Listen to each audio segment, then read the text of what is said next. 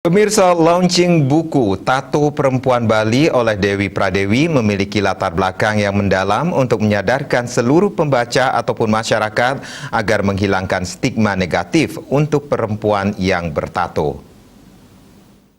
Karakter seseorang tidak bisa dilihat dari sebuah ukiran seni yang melekat di tubuh seseorang. Melalui launching buku dengan judul Tato Perempuan Bali yang ditulis oleh Dewi Pradewi, ada nilai yang terkandung agar tidak ada diskriminasi antara kaum wanita yang bertato dengan kaum pria.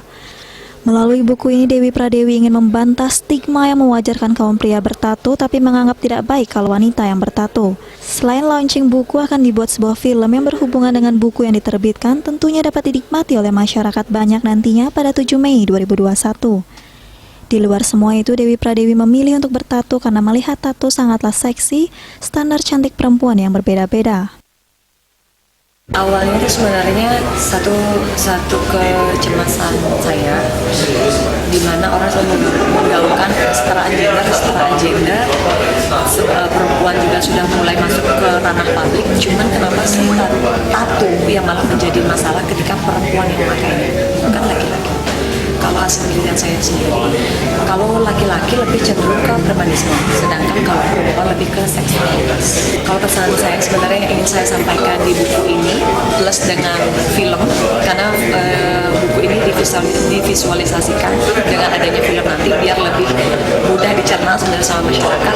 Harapan saya semoga ini diterima, semoga buku ini dan film ini nanti tidak lagi kita membicarakan salah dan benarnya seorang tapi salah satu jawaban atau referensi bagaimana sih kita harusnya bersikap dengan yang mungkin tidak sesuai dengan harapan kita.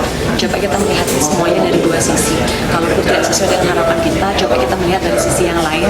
Mungkin ada salah satu hal yang jauh lebih baik gitu ketimbang diri kita sendiri. Buku dengan total halaman 151 tersebut dapat dibeli di Shopee ataupun di Tokopedia dan diharapkan mampu membuka pikiran masyarakat agar tidak lagi memiliki stigma negatif terhadap wanita yang bertato ke depannya. Regita, Bali TV.